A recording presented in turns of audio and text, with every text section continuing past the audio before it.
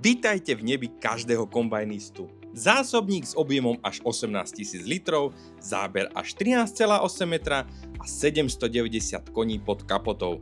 Dámy a páni, klas Lexion 8900. Kombajny klas s mlátiacim ústrojenstvom APS Synflow Hybrid ponúkajú maximálny separačný výkon.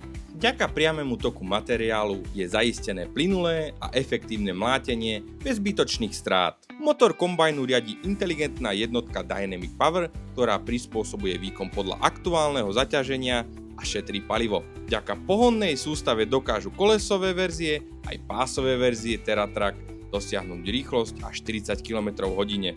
Model Lexion ponúka širokú škálu automatizovaných systémov riadenia pre maximálnu presnosť a efektivitu pri práci.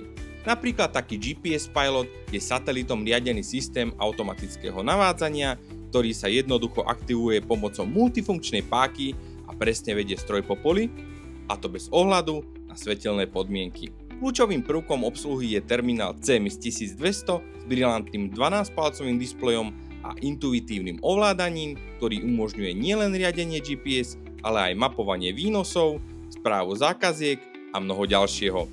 Na automatické vedenie kombajnu pozdĺž porastu slúži senzor Laser Pilot, ktorý detekuje okraj medzi pokoseným a nepokoseným porastom. Voliteľne ho možno nahradiť systémom Field Scanner, ktorý je umiestnený na streche kabíny a ponúka 3 režimy automatického riadenia podľa ľavého alebo pravého okraja alebo poriadku. Pri zbere kukurice zas využíva kombajn systém Autopilot, ktorý pomocou digitálnych matačov automaticky udržiava správnu poloústroja v riadku, čím zabezpečuje presný a rovnomerný zber. A čo vy? Aký máte na názor? Dajte nám vedieť do komentárov.